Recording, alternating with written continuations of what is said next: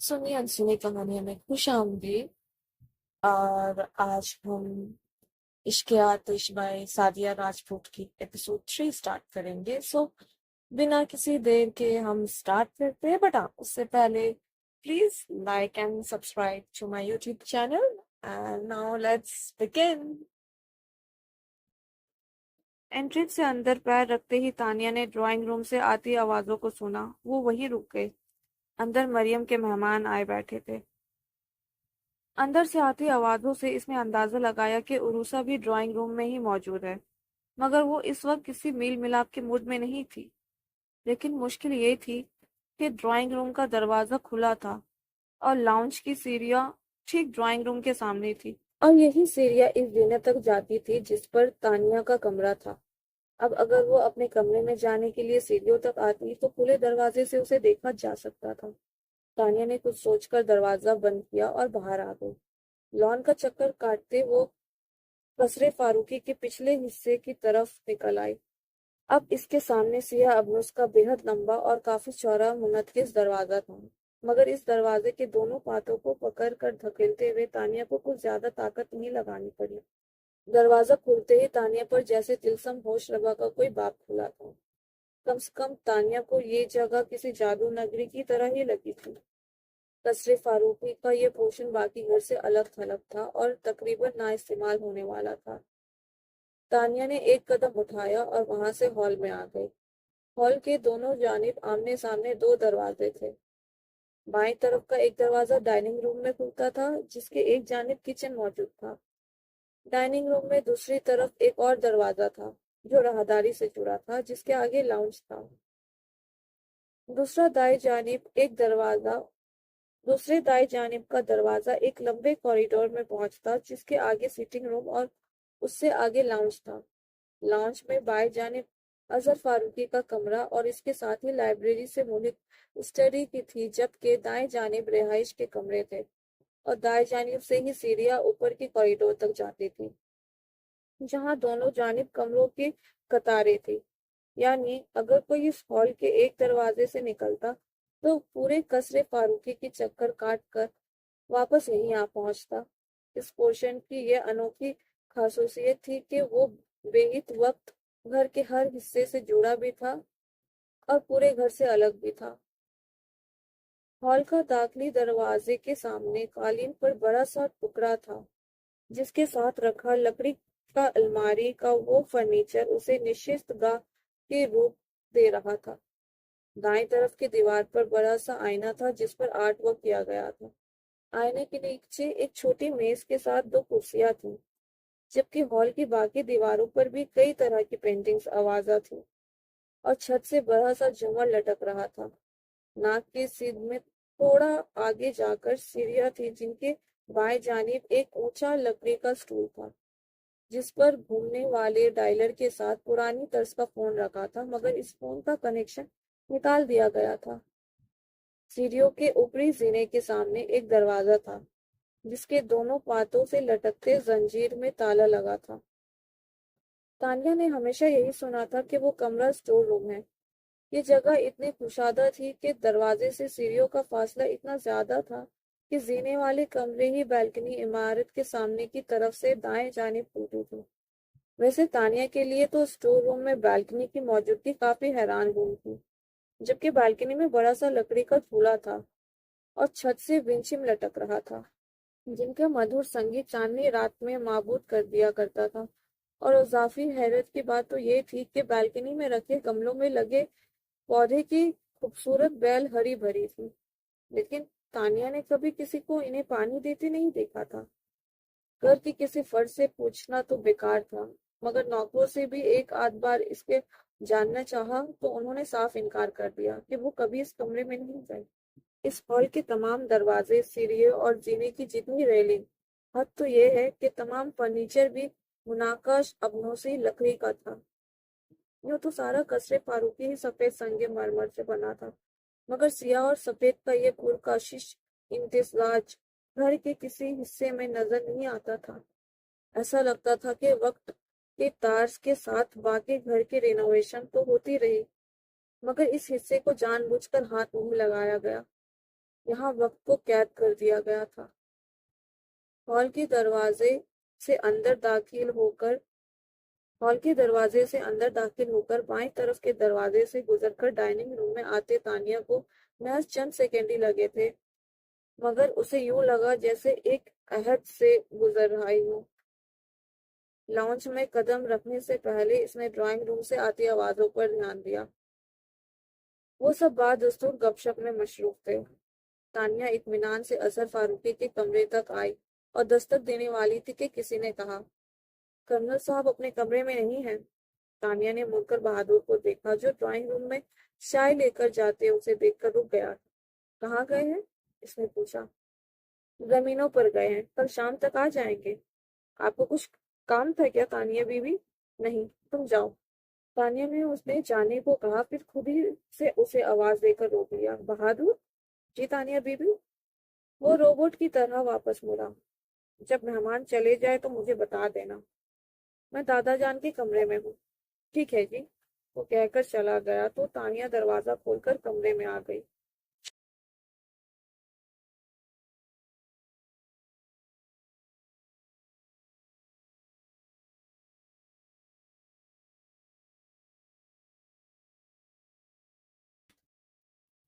کچھ دیر تک وہ یوں ہی کھڑی رہی جیسے کچھ سوچ رہی ہو، اب کیا کریں؟ پھر اس نے ہینڈ بیگ بیڈ پر ڈالا اور خود بھی جوتے اتار کر آرام سے لیٹ گئی۔ وہ جس زاویے سے لیٹی تھی، آتش دان کے اوپر لگی تصویر اس کی آنکھوں کے سامنے تھی۔ کرنے کو اور تو کچھ تھا نہیں۔ وہ یوں ہی اس تصویر کو دیکھنے لگی۔ یہ تصویر کسی 19-20 سال کی نوجوان لڑکی کے چہرے کا کلوز اپ تھی۔ کشادہ پیشانی پر تیکھے آبرو کمان کی طرح کاٹدار تھے، بڑی بڑی سنہری مائل گلافی آنکھیں جن پر خامدار پلکوں کی گھنی جھالر تھی، ستون ناک، گال سرخی مائل بھرے بھرے تھے، ہونٹ گراز اور تھوڑی قدرے باریک تھی۔ چہرے کی رنگت گندنی تھی جس کے اطراف میں شہد جیسے رنگت والے سلکی لمبے بال بکھرے ہوئے تھے۔ کانوں میں موتیوں کے آوازیں لٹک رہے تھے اور کاندھوں پر بڑا سفید دوپٹہ بھی نظر آ رہا تھا۔ وہ جو بھی تھی بلا شدہ حسین تھی، مگر حسن بھی تو دو طرح کا ہوتا ہے۔ کچھ چہرے ایسے ہوتے ہیں جن کو دیکھتے ہی آنکھیں چندیا جاتی ہے کیونکہ کچھ اور نظر ہی نہیں آتا۔ پھر جب وہ آنکھوں سے اوجھل ہو جاتے ہیں تو ذہن یوں ہڑبڑا کر جاگتا ہے جیسے نیند سے جاگا ہو۔ پھر جتنی بار انہیں دیکھا جائے اپنی کشش کھو جاتے ہیں۔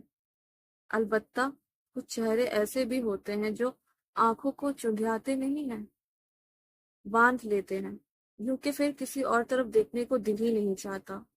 پھر چاہے وہ آنکھوں سے اوجھل ہو جائے، ان کا اثر باقی رہتا ہے، اور جتنی بار وہ سامنے آئے لگتا ہے کہ پہلی بار دیکھ رہے ہیں۔ اس لڑکی کا چہرہ بھی ان چہروں میں سے تھا جن سے نظر نہیں ہٹتی تھی۔ ان کی معرفت پر تانیہ کو حیرت جیسے اب تانیہ کی نظر نہیں، لیکن اب خود اس تصویر کو دیکھتے ہوئے دل کئی بار کھاتا یہ اظہر فاروقی، مگر اس کی محبت کی وجہ محض اس لڑکی کا تو اس تصویر کو تکا کرتے تھے۔ تانیہ نے وہ تصویر تو سینکڑوں بار دیکھی تھی مگر تصویر والی کو کبھی نہیں دیکھا تھا۔ پھر بھی پتہ نہیں کیوں اسے یہ چہرہ بہت مانوس لگتا تھا۔ اس کے ذہن میں وہ سوال سر اٹھا رہے تھے جو بچپن میں اس تصویر کو دیکھ کر اس کے ذہن میں آتے تھے۔ وہ کون ہے؟ اس کی تصویر اس گھر میں کیوں لگی ہے؟ اس کا اس گھر کے مکینوں سے کیا تعلق ہے؟ مگر تانیہ جانتی تھی ان سوالوں کو سوچ لینا جتنا آسان ہے، ان کا جواب جان پانا اتنا ہی مشکل۔ اسے یاد تھا ایک بار جب وہ بہت چھوٹی تھی تو اس نے مریم سے پوچھا تھا، ماما وہ لڑکی کون ہے جس کی تصویر دادا جان کے کمرے میں لگی ہے؟ تمہیں اس کے بارے میں جاننا ہے؟ وہ ایک دم غائز و غضب سے بولی۔ تانیہ نے چاہا انکار کر دے مگر ننھی سی بچی سہم کر ہاں میں سر ہلا بیٹھی۔ پھر کیا تھا؟ مریم نے جھپٹ کر اس کے بازو اپنے گرفت میں لے لیا اور اس کے گالوں پر تھپڑوں کی بارش کر دی۔ نور الہدیٰ نے مریم کو اس حرکت پر ڈانٹا اور کونے میں کھڑی دہشت سے کانپتی تانیہ کے پاس آئے۔ وہ اس قدر خوف زدہ ہو چکی تھی کہ رو بھی نہیں پا رہی تھی، اور رونے کی کوشش میں اس کے حلق سے لایعنی آواز نکل رہی تھی۔ 5-6 سال کی بچی کو گود میں اٹھا کر وہ صوفے پر آ بیٹھے۔ کتنی دیر تک نور الہدیٰ اسے اپنے سینے سے لگائے تھپکتے رہے۔ وہ بھی اس کے بالوں میں انگلیاں چلاتے، اس کے مسلے ہوئے گالوں پر پیار کرتے۔ بہت دیر بعد کہیں جا کر وہ نارمل ہوئی تھی، مگر اس کے ذہن میں خوف بیٹھ چکا تھا۔ پھر کچھ دن بعد اظہر فاروقی نے اسے بہت نرمی سے سمجھایا کہ وہ کبھی اس تصویر والی لڑکی کے بارے میں کوئی بات نہیں کرے گی۔ اس کا خوف کچھ اور گہرا ہو گیا۔ پھر اس نے خوف کے مارے کبھی اس لڑکی کا ذکر نہیں کیا۔ وقت کے ساتھ ساتھ تانیہ کا خوف تو ختم ہو گیا، مگر وہ یہ بھی سمجھ گئی کہ وہ لڑکی چاہے جو بھی ہو، اس کا ذکر فجرائے ممنوع ہے۔ پھر ایسے سوال کرنے کا کیا فائدہ جن کا جواب نہ ملے؟ یہ سوچ کر اس نے کبھی اس لڑکی کے بارے میں اپنے ذہن میں تجسس پیدا ہی نہیں ہونے دیے۔ بھلا اگر دادا جان کے کمرے میں کسی لڑکی کی تصویر لگی ہے تو لگے رہے، کیا فرق پڑتا ہے؟ ایک دم سے تانیہ کا احساس ہوا جیسے وہ اس لڑکی کے بارے میں سوچ کر اپنا وقت ضائع کر رہی ہے۔ وہ بیزاری سے رخ بدل کر اٹھ بیٹھی۔ کوئی فائدہ نہیں، کوئی کبھی نہیں بتائے گا یہ کون ہے۔ اس نے کوفت سے اپنا سر جھٹکا اور بیڈ سے اٹھنے ہی والی تھی کہ ٹھٹک کر رک گئی۔ اس کی نظر دادا جان کے اسٹڈی ٹیبل پر رکھی ریڈ ڈائری پر اتفاقاً ہی پڑ گئی تھی۔ لوگ ڈائری لکھتے ہیں، مگر اس نے دادا جان کو ہمیشہ ڈائری پڑھتے دیکھا تھا۔ دیکھو تو اس ڈائری میں کیا لکھا ہے؟ اس کے اندر تجسس جاگا۔ ٹیبل سے ڈائری اٹھا کر وہ دوبارہ بیڈ پر آ کر بیٹھی تھی۔ تکیہ رکھ کر نیم دراز ہوتے ہوئی وہ ڈائری کا پہلا صفحہ کھول کر پڑھنے لگی۔ میاں جی نواب شاہ کے اصل زمیندار تھے۔ بلند و بالا حویلی سمیت کئی ایکڑ پر پھیلی زرعی اراضی پشتوں سے ان کے خاندانی جاگیر طور پر وراثت میں ان کے حصے میں آئی تھی۔ بیگم حیات نہیں تھی، البتہ مرحومہ نے 2 اولادیں چھوڑی تھی اور دونوں ہی بیٹے تھے، بڑے مظہر فاروقی اور چھوٹے اظہر فاروقی۔ فاروقی میاں جی کی طرح پکے زمیندار تھے اور واجبی سی تعلیم کے بعد وہ زمینداری کے کاموں میں جٹ گئے۔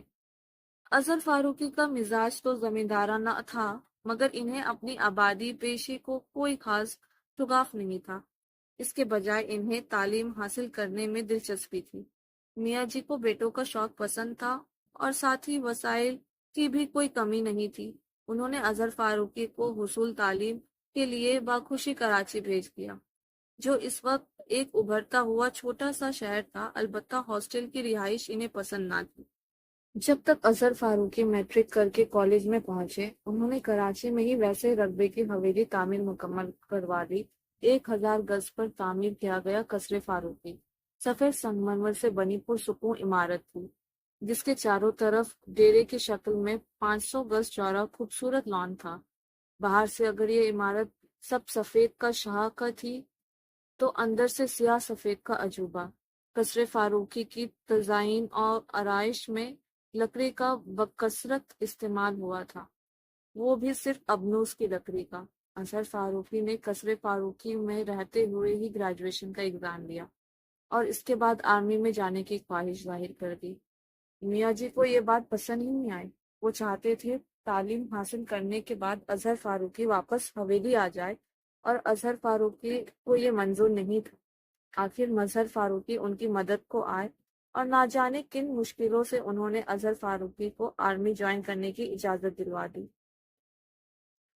بہرحال جب سارے معاملات خوش اسلوبی سے طے ہو گئے تو انہوں نے بیٹوں کی شادی کا خیال آیا۔ اس معاملے میں اظہر فاروقی نے بڑے بھائی کی طرح فرما برداری سے سب کچھ ان پر چھوڑ دیا۔ میاں جی نے خود بہوؤں کا انتخاب میں احتیاط برتی۔ مظہر فاروقی کی بیگم نورین زمیندار گھرانے سے تھی، البتہ چھوٹی بہو فاریال کراچی کے پڑھے لکھے خاندان سے تھی اور خود بھی تعلیم یافتہ تھی۔ شادی کے پہلے سال ہی مظہر فاروقی بیٹے کے باپ بن گئے اور پوتے کی پیدائش سے چند ہفتوں بعد ہی میاں جی قضائے الہی سے وفات پائے گئے۔ دکھ کتنا ہی بڑا ہو، زندگی نہیں رکتی، یہی سوچ کر دونوں بھائی اپنی زندگیوں میں ایڈجسٹ کرنے کی کوشش کرنے لگے۔ لیکن اظہر فاروقی کے نصیب میں ایک دکھ اور لکھا تھا۔ اظہر فاروقی آرمی جوائن کرتے ہی مسافر ہو گئے تھے اور ان کا پڑاؤ کبھی ایک تو کبھی دوسرے شہر میں ہوتا، مگر فاریال کو بھی گاؤں کا ماحول پسند نہیں تھا اور اظہر فاروقی کی غیر موجودگی میں ان کا حویلی میں رہنا ایسا ضروری بھی نہیں تھا، اس لیے وہ شادی کے ابتدائی دنوں میں ہی قصر فاروقی شفٹ ہو گئی۔ لیکن ان کا اپنے سسرال سے مکمل رابطہ تھا کبھی وہ خود حویلی چلی جاتی تو کبھی ان کے جیٹ جیٹھانی بیٹے کو ساتھ کراچی لے آ جاتے۔ اس بار بھی ان کی واپسی ایک لیے قیام کے بعد ہی ہوئی تھی، مگر وہ نواب شاہ تک نہیں پہنچ سکے۔ راستے میں ہی ان کی کار کا مسافر کوچ کے ساتھ زبردست تصادم ایکسیڈنٹ ہوا تھا۔ حادثے کی اطلاع ملتے ہی اظہر فاروقی آئے حادثے پر پہنچ گئے، مگر جب وہ پہنچے تو ان کے بھائی اور بھابھی دم توڑ چکے تھے، لیکن 3 سال کا ان کا بیٹا معجزانہ طور پر محفوظ رہا۔ بھائی بھابھی کی تدفین فارغ ہو کر جب دونوں میاں بیوی نے رخت سفر باندھا تو اس ننھے سے بچے کو بھی ساتھ کراچی لے آئے۔ پاریل کی اپنی گود تو اب تک خالی تھی، انہوں نے بہت آسانی سے اس بچے کو اپنے بیٹے کی حیثیت قبول کر لیا اور بہت جلد ہی وہ ان کی زندگی کا مرکز بن گیا۔ یہاں تک کہ شادی کے 7ویں برس منتوں اور دعاؤں کا ثمر بن کر پیدا ہونے والی ملیحہ فاروقی بھی اس کے لیے فاریال کی محبت کو کم نہ کر سکی۔ پھر اس کے 7 سال بعد جیسے اظہر فاروقی حسن تعلیم کے لیے کراچی آئے تھے، اپنے بھتیجے کو انہوں نے اعلیٰ تعلیم کے لیے لندن بھیج دیا، مگر 4 سال بعد ہی انہیں واپس آنا پڑا۔ ملیحہ کی پیدائش کے وقت ہی پاریال کو کچھ پیچیدگیوں سے گزارنا پڑا تھا، اور پھر اس کے بعد وہ مستقل بیمار رہی اور 11 سال کی بیماری کے بعد وہ خالق حقیقی سے جا ملی۔ پالنے والی ماں کو کاندھا دے کر وہ پھر لندن چلے گئے، مگر ملیحہ کی زندگی میں خلا ہمیشہ کے لیے ٹھہر گیا۔ حالانکہ بابا جان نے بہت جلد ہی ریٹائرمنٹ لے لی، شاید ملیحہ کی تنہائی کے خیال سے، مگر پاس ہونے میں اور ساتھ ہونے میں فرق ہوتا ہے۔ اب صورتحال یہ ہے کہ وہ یا تو اپنی اسٹڈی میں وقت گزارتے ہیں یا اپنے پرانے دوست مالک نصیر کے ساتھ شطرنج کھیلتے ہیں، اور میری یعنی ملیحہ فاروقی کی روٹین بھی بس یوں ہی سی ہے۔ میں نے حال میں گریجویشن کیا ہے اور میرا سارا وقت گھرداری میں یا پھر پینٹنگ میں گزرتا ہے۔ ہاں، روزی کچھ وقت نکال کر میں لائبریری چلی جاتی ہوں۔ ویسے تو بابا جان کی لائبریری میں میرے لیے بہت سی کتابیں ہیں، مگر لائبریری جانے کی وجہ صرف اتنی ہے کہ میں اس تنہائی سے کچھ دیر کو پیچھا چھڑا سکوں، جو امی جان کے انتقال کے 9 سال بعد بھی مجھے بوکھلا دیتی ہے۔ مگر اب شاید تنہائی کا احساس کچھ کم ہو جائے۔ پڑھائی ختم کر کے نور الہدیٰ نے لندن میں جاب بھی کر لی تھی، پر اب سنا ہے کہ بابا جان کے بھتیجے ہمیشہ کے لیے واپس آ رہے ہیں۔ تانیہ کو جھٹکا لگا، وہ جلدی سے سیدھی ہو کر بیٹھی۔ پھر اس نے اس لائن کو دوبارہ پڑھا، پھر تیسری اور چوتھی بار۔ ہر بار پڑھنے سے ایک ہی بات سمجھ میں آئی، پاپا دادا جان کے بیٹے نہیں ہیں۔ یہ اس کے لیے انکشاف تھا۔ وہ سوچنے لگی، اگر یہ بات سچ ہے تو چھپائی کیوں گئی؟ بھلا اس بات کے پتہ چل جانے میں کیا حرج ہے؟ اظہر فاروقی اگر نور الہدیٰ کے چاچا بھی تھے تو تانیہ کے بہر حال دادا ہی تھے۔ پھر اس نے سوچا، جب تک سب کچھ جان نہیں لیتی اس بات کو خود تک محدود رکھے گی۔ اسی وقت دستک کی آواز آئی، تانیہ اچھل گئی۔ اس نے ڈائری جلدی سے اپنے پیچھے چھپائی۔ دروازہ کھلا ہے، اس کی آواز پر ملازمہ نے دروازہ کھول کر اندر جھانکا۔ مہمان چلے گئے ہیں تانیہ بی بی، اور سب آپ کے کھانے پر انتظار کر رہے ہیں۔ پاپا آ گئے؟ اس نے پوچھا۔ نہیں تو ٹھیک ہے، تم چلو، میں آتی ہوں۔ اس کے جانے کے بعد وہ ڈائری ہاتھ میں لیے اٹھی اور چلتے ہوئے تصویر کے سامنے جا کھڑی ہوئی۔ مجھے شک سا ہو رہا ہے کہ ملیحہ فاروقی آپ ہی ہے، اور اگر آپ ملیحہ ہے تو یہ ڈائری بھی آپ نے ہی لکھی ہوگی۔ ہمیشہ سے میرا دل چاہتا تھا کہ آپ کے بارے میں کچھ جان پاؤں، اور اب یہ ڈائری مجھے آپ کے بارے میں کافی کچھ بتانے والی ہے۔ مگر گھبرائیے مت، پڑھ کر آپ کی ڈائری واپس کر دوں گی، اور اس میں جو بھی لکھا ہے وہ میرے اور آپ کے درمیان رہے گا، یہ میرا وعدہ ہے۔ وہ چپ ہوئی، پھر اپنی ہی حرکت پر ہنستی کمرے سے باہر آ گئی۔ اس نے ڈائری اپنے کمرے میں رکھی اور کھانا کھانے نیچے آ گئی۔ ڈائری پڑھنے کی جلدی میں اس نے ٹھیک سے کھانا بھی نہیں کھایا اور چند نوالے لے کر ہی اپنے کمرے میں آ گئی۔ کمرے میں آ کر اس نے لائٹس آن کی اور دروازہ لاک کر کے دراز سے ڈائری نکال کر بیڈ پر چڑھ کر بیٹھ گئی۔ یہاں سے ڈائری سٹارٹ ہوتی ہے۔ ملیحہ لائبریری میں بیٹھی کتاب کے مطالعے میں غرق تھی کہ اسے اپنے چہرے پر کسی کی نگاہوں کی تپش محسوس ہوئی۔ اس نے سر اٹھا کر دیکھا، مگر کوئی بھی متوجہ نظر نہیں آیا۔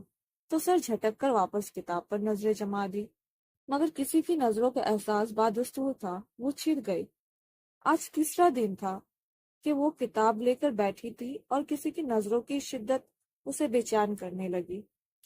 2 دن تک وہ اپنا وہم سمجھ کر نظر انداز کرتی رہی، مگر آج سچ مچ اسے غصہ آیا تھا۔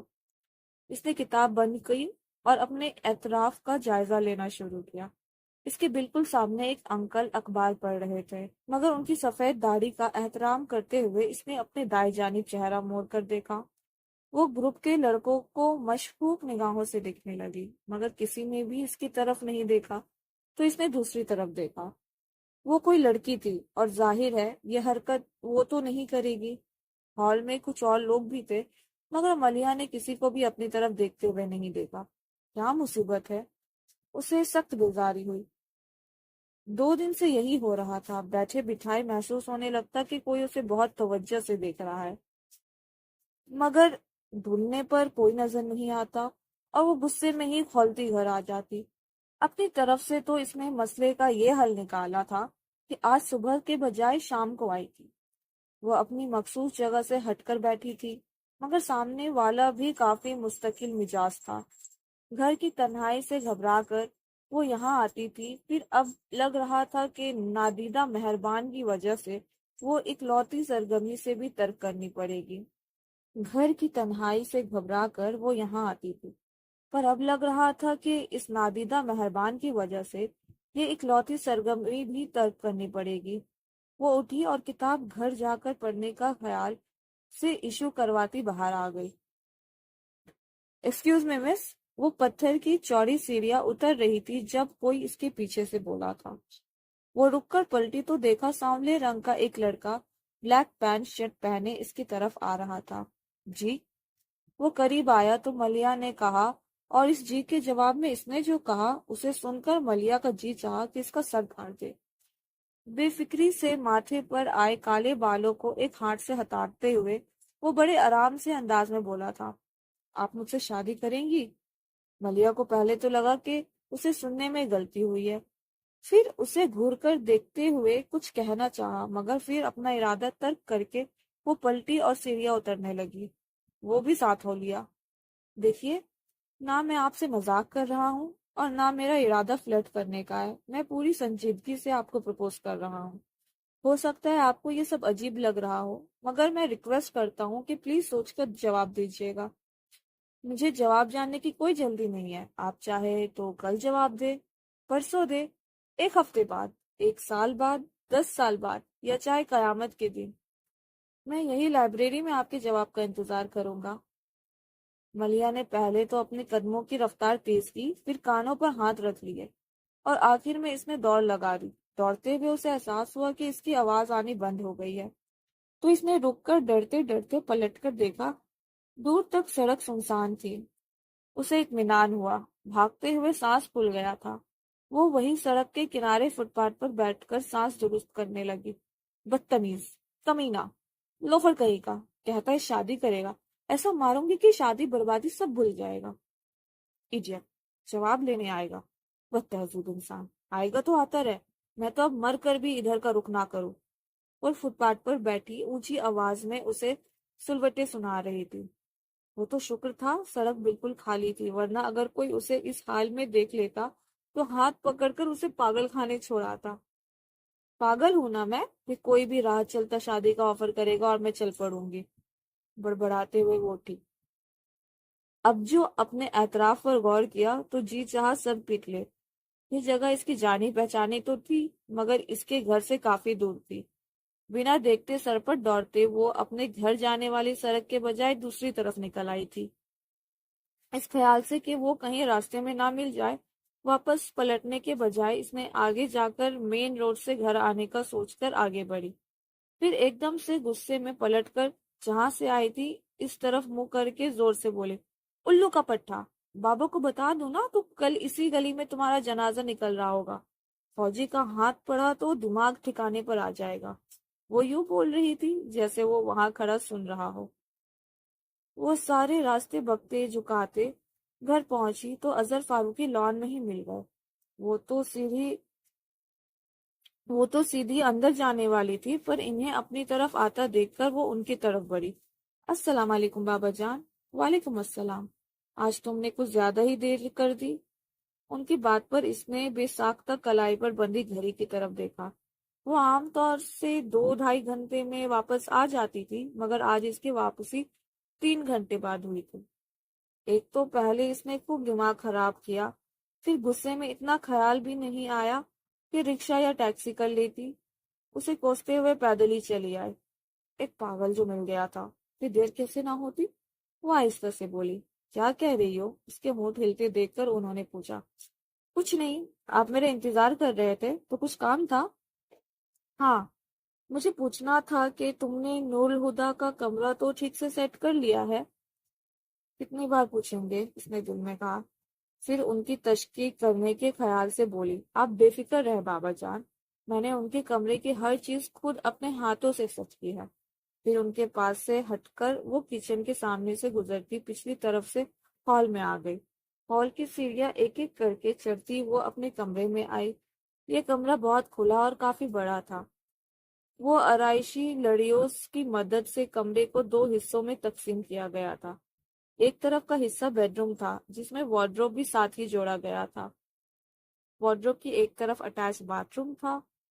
بیڈ کی پاکتی کی طرف تھوڑا ہٹ کر صوفہ سیٹ رکھا تھا، جس کے درمیان میں ایک درمیانی سائز کا ٹیبل بھی موجود تھا۔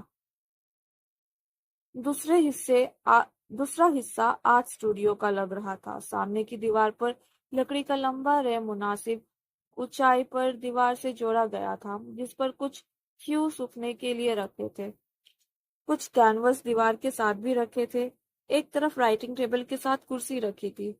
ایک گول اونچا نیل بھی تھا، جس پر کلر ٹیوبز اور اونچے برش بھی رکھے تھے۔ پاس ہی ایزل بھی موجود تھا۔ کمرے میں بالکنی بھی تھی، جس کی چھت سے ملیحہ نے ڈھیر سارے ونچمز لٹکا رکھے تھے۔ بالکنی میں موجود جھولے سے بھی اس نے چھوٹی چھوٹی گھنٹیاں باندھ رکھی تھی۔ ملیحہ کو ان کی ملی جلی آوازوں کا مدھم سریلا شور بہت پسند تھا۔ اکثر چاندنی راتوں میں وہ جھولے میں لیٹی ان آوازوں کو سنتی رہتی۔ یہ کمرہ کشادہ تھا۔ اس کی ایک اور خصوصیت یہ تھی کہ یہ باقی گھر سے منسلک ہوتے ہوئے بھی کافی الگ تھا، اور اسی وجہ سے ملیحہ نے اسے اپنے لیے منتخب کیا تھا کہ وہ یہاں یکسوئی سے اپنا کام کر سکتی تھی۔ ملیحہ نے کتاب ٹیبل پر رکھی اور فریش ہونے کے لیے باتھ روم میں چلی گئی۔ منہ ہاتھ دھو کر وہ تولیے سے خشک کرتی ایزل کے سامنے کھڑی ہوئی۔ یہ کینوس اس نے کافی دن پہلے شروع کیا تھا، مگر ابھی تک آسمان کا کچھ حصہ اور ایک سوکھا درخت ہی پینٹ کر پائی تھی۔ اس نے سوچا آج اس کینوس کو ضرور مکمل کر لے گی۔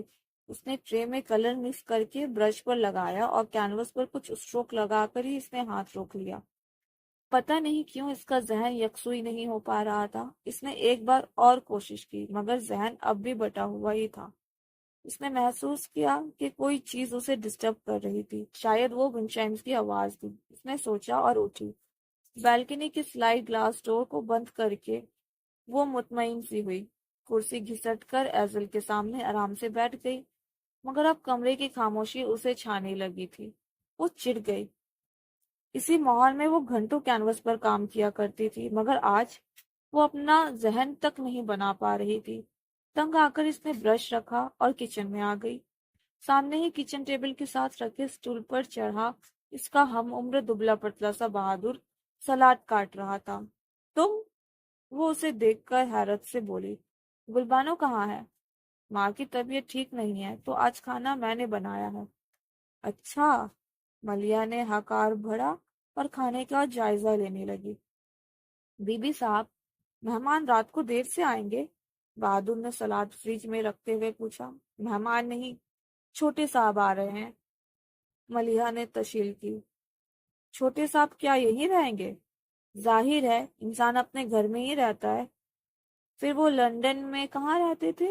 بہادر نے سوچتے ہوئے اسے صوفیانہ انداز میں سوال کیا۔ فٹ پاتھ پر۔ وہ چڑ گئی۔ تم کیا ناشتے میں کوے کھاتے ہو؟ جب دیکھو زبان چلتی رہتی ہے، ذرا دیر کو چپ نہیں رہا جا سکتا؟ بہادر کی شکل بتا رہی تھی اسے ملیحہ کا ڈانٹنا اچھا نہیں لگا تھا، مگر ملیحہ نے بنا پرواہ کرے مزید کہا، اگر رائتا بن چکا ہو تو ٹیبل پر لگا دو۔ اور بابا جان سے کہہ دو کہ کھانا تیار ہے۔ ٹھیک ہے، وہ روٹھے روٹھے انداز میں بول کر برتن لگانے لگا۔ ایک بھتیجے کے آنے پر قصر فاروقی کو نئے انداز سے سجایا گیا تھا، جس کی وجہ سے ملیحہ کو کافی کوفت ہوئی تھی۔ ملیحہ چاولوں کی ڈش ٹیبل پر رکھ رہی تھی کہ بہادر آ کر بولا، کرنل صاحب کہہ رہے ہیں وہ کھانا چھوٹے صاحب کے ساتھ کھائیں گے۔ ملیحہ نے اپنا ماتھا پیٹ لیا اور خود بلانے چڑھ پڑی۔ اس نے اسٹڈی میں پیر رکھا ہی تھا کہ اس کی ہنسی چھٹی چھوٹتے رہ گئی۔ ہمیشہ کی طرح سفید براق کرتا شلوار میں کالے رنگ کے سادہ سے چپل پیروں میں ڈالے، سنہرے فریم کی اینک لگائے وہ سامنے کرسی پر ٹینشن میں بیٹھے تھے اور نظریں وال کلاک پر جمی تھی۔ وہ آگے بڑھی اور چلتے ہوئے ان کے پاس فرش پر بیٹھ کر اپنا ہاتھ ان کے گھٹنے پر رکھا۔ یہ اس کی بچپن کی عادت تھی۔ اسے جب بھی بابا جان کو متوجہ کرنا ہوتا تو مخاطب کرنے کی بجائے ان کے طرف دیکھنے لگتی۔ اظہر فاروقی نے کلاک سے نظر ہٹا کر اسے دیکھا۔ کھانا کھا لے بابا جان۔ آج تو کھانا نور الہدا کے ساتھ ہی کھاؤں گا، تم جا کر کھا لو۔ بابا جان، ان کی فلائٹ 11 بجے لینڈ کرے گی اور گھر آنے تک 1:30 بج جائیں گے۔ اتنی رات کو آنے کے بعد وہ صبح کے ناشتے سے پہلے کچھ نہیں کھائیں گے۔ مجھے کھانا نہیں کھانا۔ انہیں ملیحہ کی بات صحیح لگی تھی، پھر بھی کھانے کے لیے نہیں مانے تو ملیحہ نے پھر اصرار کیا، تھوڑا سا کھا لے۔ آپ جانتے ہیں مجھے اکیلے کھانا کھانا پسند نہیں۔ کھانا کھانے کے لیے بھوک کا لگنا ضروری ہے، کسی کا ساتھ ہونا نہیں۔ تمہیں بھوک لگ رہی ہے تو جا کر کھا لو، انہوں نے نرمی سے مگر قطعی لہجے میں کہا۔ اسے برا تو لگا مگر مزید کچھ نہیں کہا۔ وہ اٹھ کر ڈائننگ روم میں آ گئی۔ بہادر، اس کی آواز پر بہادر بوٹل کی جن کی طرح حاضر ہو گیا۔ کھانا اٹھا دو۔ وہ اپنے کمرے سے جا کر لائبریری سے ایشو کروائی کتاب اٹھائے لاؤنج میں آ بیٹھی۔ 11 بجنے میں 1 گھنٹہ باقی تھا کہ بابا جان اسٹڈی سے نکل کر لاؤنج میں آئے، پھر اسے دیکھ کر بولے، ملیحہ۔ جی بابا جان۔ وہ کتاب بند کرتی ہوئی بولی، میں ایئرپورٹ کے لیے نکل رہا ہوں، پھر سوچا ایک نظر نور الہدا کا کمرہ دیکھ لوں۔ آئیے بابا جان۔ وہ ان کا اشارہ سمجھ کر فوراً کھڑی ہو گئی۔ ملیحہ سے آگے سیڑھیاں چڑھتے ہوئے وہ ایک دم ہی پلٹ کر بولے، تم نیچے کا کوئی کمرہ ٹھیک کروا لیتی، اب وہ اتنی رات کو تھکا ہوا سیڑھیاں چڑھ کر اپنے کمرے میں جائے گا۔ ملیحہ چاہتے ہوئے بھی نہ کہہ سکی کہ آپ نے ہی کہا تھا کہ نور الہدا کے لیے اوپر والا کمرہ ٹھیک کروانا، اسے گراؤنڈ فلور پر رہنا پسند نہیں۔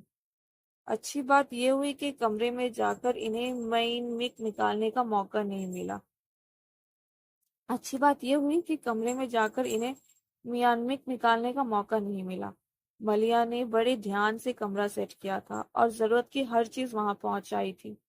وہاں سے باہر نکلے تو سارے ملازموں کو لائن میں کھڑا کر کے ہدایت دینا شروع کیا، جب تک میں نور الہدا کے ساتھ ایئرپورٹ سے نہیں آ جاتا تم میں سے کوئی سرونٹ کوارٹرز کی طرف بھٹکے گا بھی نہیں۔ بہادر اور نذیر، تم دونوں فوراً گاڑی رکتے ہی نور الہدا کا سامان لے کر اس کے کمرے میں پہنچا دینا۔ اور گلاب خان، وہ چوکیدار کی طرف مڑے، پہلے ہارن پر ہی گیٹ کھل جانا چاہیے، اگر دیر لگی تو یاد رکھنا میری رائفل کو ابھی زنگ نہیں لگا۔ اور یہ ڈرائیور کدھر رہ گیا؟ دیکھو ذرا اس نے گاڑی تیار کی بھی یا نہیں۔ ایک ملازم بھاگا بھاگا باہر کی طرف گیا، پھر بھاگتے ہوئے ہی واپس آیا۔ جی تیار ہے کرنل صاحب۔ پھر جب ان کی گاڑی گیٹ سے نکل گئی تو ہر ایک نے سکون کا سانس لیا۔ کوئی مجھے ایک گلاس پانی اور سر درد کی ٹیبلٹ دے گا؟ صوفے پہ ڈھیر ہوتے ہوئے ملیحہ نے صدا لگائی۔ اسے اتنی دیر تک جاگنے کی عادت نہیں تھی، مگر آج تو جاگنا مجبوری تھی۔ کچھ دیر بعد ہی ملازم نے پانی کے گلاس کے ساتھ ٹیبلٹ لا کر اسے پکڑا دی۔ ٹیبلٹ لے کر ملیحہ نے کتاب پھر سے کھول لی۔ 1 بجتے ہی ملیحہ کی نظر وال کلاک سے جیسے چپک گئی تھی۔ اس کا خیال تھا کہ 1:30 بجے تک ہر حال میں وہ لوگ آ جائیں گے، مگر 2 بجے، پھر 2:30، پھر 2:45 اور تنگ آ کر 3 بجے ملیحہ نے ایئرپورٹ انکوائری کا نمبر ملا دیا۔ پتہ چلا فلائٹ 3 گھنٹے لیٹ تھی۔ اور یہ تو سوچنا بھی بیکار ہے کہ بابا جان مجھے فون کر کے اطلاع دیتے۔ ریسیور رکھتے ہوئے اس نے خود سے کہا، پھر بہادر اور نذیر کے علاوہ اس نے سب نوکروں کو سرونٹ کوارٹرز میں بھیج دیا اور خود لاؤنج میں آ کر سنگل صوفے پر بیٹھ گئی۔ جہاں وہ بیٹھی تھی وہاں سے مین انٹرنس بالکل اس کی نظر کے سامنے تھی۔ دونوں پاؤں صوفے پر رکھتے کشن گود میں لیے وہ سمٹ کر بیٹھی تھی۔ نیند کے مارے اس کا برا حال تھا، لیکن جانتی تھی اگر نور الہدیٰ کے استقبال کو وہ بانفس نفیس موجود نہ ہوئی تو بابا جان ناراض ہوں گے۔ انتظار کرنا بھی کتنا مشکل کام ہے، تھک کر سوچتے ہوئے اچانک ہی اس کی ذہنی روح بہک گئی۔ آپ چاہے کل جواب دے، پرسوں، یا چاہے قیامت کے دن، میں انتظار کروں گا۔ اس وقت تو اسے غصہ ہی آیا تھا، مگر اب وہ گمسم ہو گئی۔ کیا کوئی قیامت کے دن تک کسی کا انتظار کر سکتا ہے؟ اس نے خود سے سوال کیا اور پھر فوراً ہی جواب بھی دے ڈالا، امپاسبل۔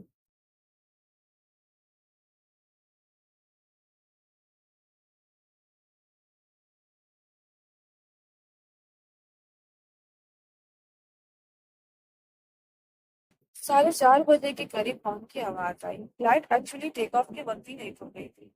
لندن کا موسم تو آپ جانتے ہیں، ایئرپورٹ جانے سے پہلے اگر آپ انکوائری سے معلوم کر لیتے تو اتنی زحمت نہ ہوتی۔ اور اظہر فاروقی کے ساتھ اندر آتے نور الہدیٰ نے جانے کیا بولنے والے تھے کہ صوفے پر بے خبر سو رہی لڑکی کو دیکھ کر چپ ہو گئے۔ بابا جان نے بھی اسے دیکھ لیا تھا، یہ اس طرح کیوں سو رہی ہے؟ وہ ناگواری سے پاس کھڑی ملازمہ سے بولے جو گاڑی کی آواز پر کوچر سے نکل کر کوچ پر آ گئی تھی اور اب ان کے ساتھ ہی اندر آئی تھی۔ بابا جان پلیز۔ انہوں نے آہستگی سے انہیں ٹوکا، پھر ملازمہ سے کہا جاؤ۔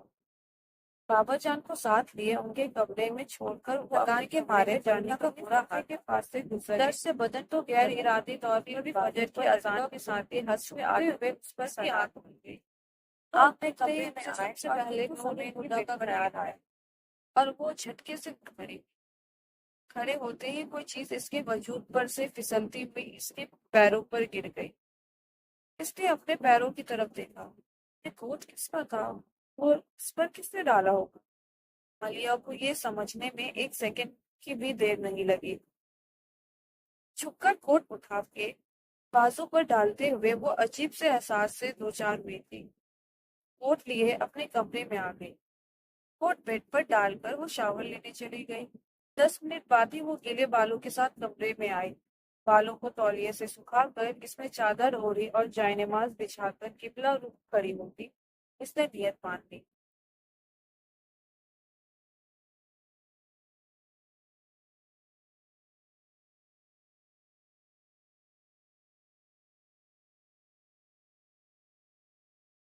نور الہدیٰ یوں بھی سرگھائز تھے، پھر وہ فلائٹ میں نیند پوری کر چکے تھے۔ وہ ٹریک سوٹ پہنے لان میں نکل آئے۔ دوڑتے ہوئے لان کے کئی چکر کاٹ کر وہ ایک جگہ رکے۔ بار بار جھک کر اپنے پنجوں کو چھوتے، وہ ایک بار اٹھے اور پھر جھکنا بھول ہی گئے۔ وہ اپسرا نہیں تھی، مگر اپسرا لگ رہی تھی۔ سفید کپڑوں میں اہتمام سے دوپٹہ شانوں پر پھیلائے ہوئے، اس کے لمبے نم بال ہوا سے لہراتے بار بار اس کے چہرے پر آ رہے تھے، مگر وہ بے نیازی بنی جھولے پر بیٹھی تھی جو اس کے گراز پیروں کے دھکے سے آہستہ آہستہ آگے پیچھے جھول رہا تھا۔ وہ سر اٹھائے بڑی محویت سے آسمان کو دیکھ رہی تھی کہ تبھی سورج کا راستہ روکے بادل ایک دم سے کھسکا اور اس کا وجود کرنوں کی زرد میں آ گیا۔ وہ ہنس پڑی اور ہنستے ہوئے اس نے یوں ہی اپنا سر جھکایا تو نظر ٹریک سوٹ پہنے کی طرح ساکت کھڑے شخص پر پڑی۔ وہ جھجک گئی۔ اس وقت نور الہدیٰ کی وہاں موجودگی کی توقع نہیں کر رہی تھی۔ اس نے اپنے آپ ہی سوچ لیا تھا کہ رات گئے آنے والا دن چڑھنے تک تھکن اتارتا رہے گا۔ وہ اٹھی اور اٹھ کر کمرے میں چلی گئی۔ Moonlight in sunlight amazing. وہ آہستہ سے بڑبڑائے۔ وہ بال سمیٹ کر کچن میں آ گئی۔ فٹافٹ اورنج جوس نکال کر اس نے جگ میں ڈالا اور جگ گلاس سمیت ٹرے میں رکھ کے بہادر کو تھما کر لان میں بھیجا۔ پھر اپنے ناشتے کی ٹرے تیار کر کے وہ کچن سے نکلنے والی تھی کہ نور الہدیٰ جوس کا گلاس ہاتھ میں لیے کچن کے دروازے سے اندر آ گئے۔ ہلو ملیحہ، اسے دیکھ کر اپنے ہاتھ آگے بڑھاتے ہوئے بولے تو ملیحہ نروس ہو گئی کہ ان سے ہاتھ ملائے یا نہیں۔ اس گھبراہٹ میں وہ ان کے گلوں کو جواب میں پکڑے آدھے خالی گلاس کو دیکھ کر غیر ارادی طور پر اپنا ہاتھ نیچے کر کے اس کی طرف چھپا رہی ہے اس انداز میں بات کرے۔ ان بار وہ اعتماد پذیری کی خاطر وہ ٹرے اٹھائے ان کے برابر سے گزر کر آگے بڑھ گئی، مگر اگلے ہی قدم پر اسے رک جانا پڑا۔ میں 15 منٹ میں نہا کر آتا ہوں، تب تک آپ میرا ناشتہ تیار کر لیں۔ کوئی خاص اہتمام کرنے کی ضرورت نہیں ہے، بس جو باقی گھر والے دیتے، البتہ چائے اسٹرانگ بھی چاہیے۔ گلبانو کو ہدایت دیکھ کر وہ پلٹے تو ملیحہ کو دیکھتے ہی ان کے منہ سے نکلا، "What happened?" اس نے بھی فوراً سے جواب دیا، "Nothing." اس نے آہستہ سے نمی میں سر ہلایا۔ نور ہدا اپنے کمرے کی طرف بڑھ گئے۔ ٹھیک 15 منٹ بعد وہ ٹراؤزر پر ٹی شرٹ پہنے ڈائننگ روم میں تھے۔ ملیحہ ڈائننگ ٹیبل پر ہی ان کی منتظر تھی۔ انہیں دیکھ کر اس نے گلبانو کو آواز دے کر ناشتہ لانے کو کہا۔ ناشتہ لگ چکا تھا۔ نور الہدا نے نوالا منہ میں رکھ کر دوسرے ہاتھ سے اخبار اٹھایا، پھر ملیحہ کی طرف بڑھا کر سوالیہ لہجے میں بولے، "نیوز پیپر؟" ملیحہ نے ناشتے سے دھیان ہٹا کر ان کے ہاتھ کی طرف دیکھا اور مسکرا کر بولی، "میں ناشتے کے وقت اخبار نہیں پڑھتی ہوں۔ کیوں؟ وہ یوں ہی پوچھنے لگے، کیونکہ اخباروں میں ایسی خوفناک خبریں چھپتی ہے کہ پڑھ کر پھکی اڑ جائے۔ سچ کہا۔ بولتے ہوئے انہوں نے اخبار کھولا اور پڑھنے لگے۔ ناشتہ ختم ہونے تک وہ اخبار بھی ختم کر چکے تھے۔ نیپکن سے ہاتھ صاف کر کے انہوں نے اخبار کو نہ کر کے رکھا اور اپنے لیے چائے نکالتے ہوئے اس سے بولے، "چائے لو گی؟ میں چائے کم پیتی ہوں، دن میں صرف 1 کپ، وہ بھی شام میں۔ وہ بھی ناشتہ کر چکی تھی۔ نیپکن سے ہاتھ صاف کرتے ہوئے بولی۔ پھر اخبار اٹھاتے ہوئے اس نے بہادر کو آواز دی۔ بہادر کو بھی جیسے پتا تھا کہ آواز کیوں دی گئی ہے۔ وہ دوسرے ہی لمحے جوس کا گلاس لے آ پہنچا۔ "تو تم لوگوں نے ناشتہ کر لیا؟" گلاس اس کے ہاتھ سے لے کر اس نے پوچھا۔ "جی بی بی صاحب." اس نے ازبک میں جواب دیا۔ "ٹھیک ہے، تم جاؤ۔ نور الہدا نے چائے پی کر خالی کپ ٹیبل پہ رکھتے ہوئے اسے کہا، "فارغ ہو کر میرے روم میں آ جانا۔ وہ سمجھ گئے سامان سیٹ کروانا چاہ رہے ہیں، اور ہاں میں سر ہلا دیا۔ وہ کچھ دیر بعد ناک کر کے ان کے کمرے میں آئے تو سارے بریف کیس کھلے ہوئے تھے۔ ایک بڑا اٹیچی کیس تو بیڈ پر ہی کھلا رکھا تھا، اور خود نور الہدا کے ہاتھ میں ہینگر لیے کپڑے پکڑ کر وارڈروب کا دروازہ کھول کے اس کے سامنے کھڑے تھے۔ "ملیحہ، آ جاؤ."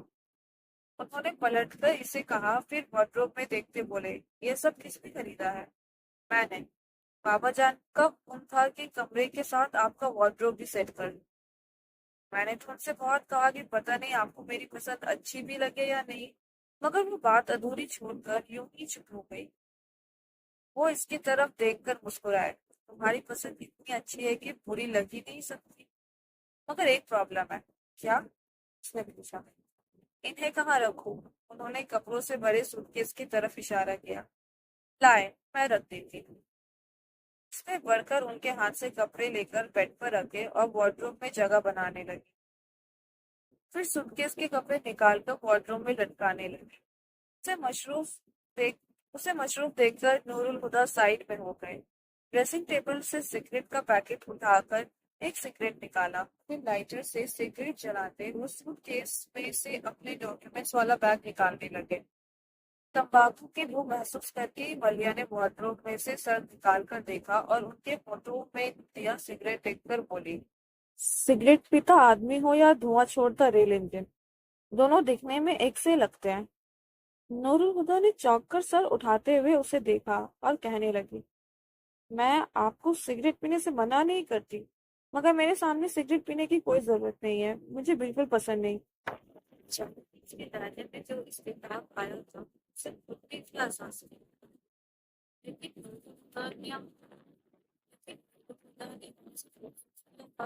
لیکن اچھا نہیں لگا۔ زہریلا مسکراتے ہوئے سگریٹ ایشٹرے میں بچھایا۔ بات پر اسے لگا کہ برابری کھل گئی ہے تو فوراً ہی معذرت کرنے لگی، "سوری، میں عام طور پر اس انداز سے بات نہیں کرتی، مگر مجھے سگریٹ سے بہت چڑ ہے۔ کوئی بات نہیں، تم مجھ سے ہر انداز میں بات کر سکتی ہو۔ وہ بات اس کو مسکراتے ہوئے بولے تو ملیحہ نظر انداز کرتے ہوئے کہ اس میں سے ایک بڑا پیکٹ نکالنے لگی۔ وہ فوراً بول گئی، اسے میں خود رکھ لوں گا، تو پہلے دو۔ وہ اسے چھوڑ کر ٹافیوں کی بوٹلز نکال کر ڈریسنگ ٹیبل پر رکھنے لگی۔ نور الہدیٰ نے وہ پیکٹ نکالا اور اسے رکھنے وارڈروب کی طرف آئے۔ اسی وقت بابا جان دروازہ بجا کر اندر آ گئے۔ آئیے بابا جان۔ نور الہدیٰ نے جلدی سے سب چھوڑ چھاڑ کر بیڈ پر سامان ہٹا کر اپنے بیٹھنے کی جگہ بنائی۔ کیا بات ہے، تم اتنی صبح جاگ گئی؟ نیند نہیں آئی؟ نیند تو آ گئی پر آنکھ جلدی کھل گئی۔ بیڈ پر سوتا رہا تھا نا، شاید اس لیے۔ اب آگے کا کیا ارادہ ہے؟ کیا جاب کرو گے؟ نہیں، میرا ارادہ ہے کہ بزنس شروع کروں۔ کیوں نہیں؟ وہ خوش ہو کر بولی۔ اس بارے میں کچھ سوچا ہے؟ کیا بزنس کرو گے؟ کچھ پلانس تو ہے، مگر میرا خیال ہے پہلے یہاں کے مارکیٹ کو سرچ کر لوں۔ ٹھیک کہہ رہے ہو، مگر آتے ہی کام میں لگ جانے کی کوئی ضرورت نہیں۔ کچھ دن آرام کرو، پھر ان معاملات پر غور کرنا۔ ویسے اب تم آ گئے ہو تو ساری ذمہ داریاں بھی تمہیں ہی اٹھانی ہیں۔ سفر کی تھکن اتار لو، پھر میں تمہیں زمینوں کا حساب کتاب بھی سمجھا دوں گا، بلکہ اگلی بار نواب شاہ جاتے ہوئے میں تمہیں بھی ساتھ لے جاؤں گا۔ بابا جان پلیز، ذمہ داری وغیرہ میں مجھے کوئی دلچسپی نہیں۔ ویسے تو میں آپ کے ساتھ جا سکتا ہوں اور جاؤں گا بھی، لیکن حساب کتاب والا معاملہ آپ اپنے ہاتھ میں ہی رکھے۔ نور الہدیٰ بڑی انکساری سے بولے تھے۔ بابا جان ہنسے اور کہنے لگے، مظہر فاروقی کا بیٹا کہتا ہے کہ اسے زمینداری سے دلچسپی نہیں؟ یہ تو کمال ہی ہو گیا، یہ تو کمال ہی ہو گیا۔ بھائی جی پکے زمیندار تھے، میاں جی کی زندگی میں ہی فصلوں کی بوائی کٹائی کا کام انہوں نے اپنے ذمہ لے لیا تھا۔ پھر وہ اچانک سے ہی سنجیدہ ہو گئے۔ دلچسپی کی بات کی ہے تم نے، مجھے بھی زمینداری سے دلچسپی نہیں تھی اور نہ ہے۔ بھائی جی جب تک تھے میں نے تو کبھی مڑ کر بھی زمینوں کی طرف نہیں دیکھا تھا، مگر باپ دادا کی نشانیاں خود سے الگ بھی تو نہیں کی جا سکتی۔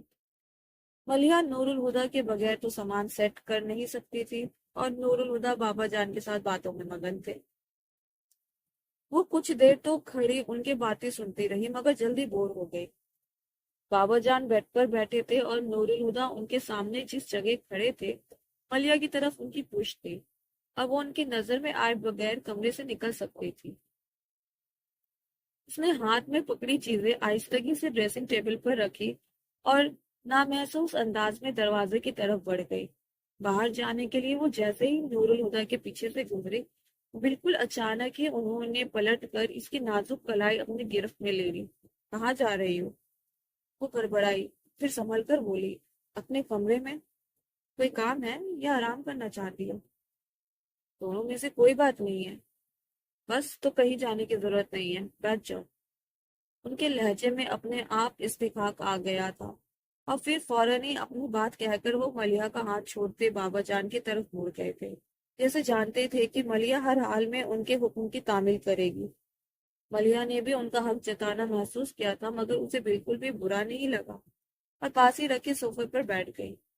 نور الہدیٰ اور بابا جان ایک بار پھر اپنی باتوں میں لگ گئے تھے، اور وہ پھر سے بور ہونے لگی، مگر اس نے دوبارہ باہر جانے کی کوشش نہیں کی، کیونکہ وہ جان گئی تھی کہ وہاں ایک شخص ایسا تھا جو اسے پوری جان سے محسوس کر رہا تھا۔ تو آج کا ایپیسوڈ یہیں ختم ہوتا ہے، and this was quite interesting episode. یہاں سے تو کہانی سمجھے اسٹارٹ ہوئی ہے ملیحہ کی، ہمیں اس کی ڈائری ملی ہے جو تانیہ ہمیں پڑھ کر سنا رہی ہے۔ اس میں جو بھی لکھا ہے ملیحہ نے اپنی لائف کے بارے میں، نور الہدیٰ کے بارے میں، اور لائبریری میں وہ جس لڑکے سے ملتی ہے، تو کین یو گیس وہ لڑکا کون ہے؟ It shouldn't be that hard, right؟ اور مطلب پرپوزل کا طریقہ تو بڑا کیجول تھا۔ آپ مجھ سے شادی کریں گی ایسے کون پوچھتا ہے؟ ملیحہ نے صحیح کہا، لائک ایسے بھی راج پہ کوئی پوچھے گا وہ کیا ہاں کر دے گی؟ پر اب دیکھتے ہیں آگے کیا ہوتا ہے، ملیحہ لائبریری جائے گی یا نہیں جائے گی۔ نور نورا کا کیریکٹر ویسے کافی اچھا ہے۔ فائنلی ملیحہ کو لگ رہا ہے کہ کوئی ہے اس گھر میں اسے سننے والا، اسے دیکھنے والا، اس کے ساتھ باتیں کرنے والا، جو اس کے ابو تو اسے کر نہیں رہے تھے، اس کے بابا۔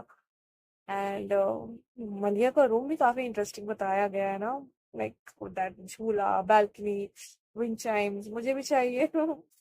اور کیا ہوا اس ایپیسوڈ میں؟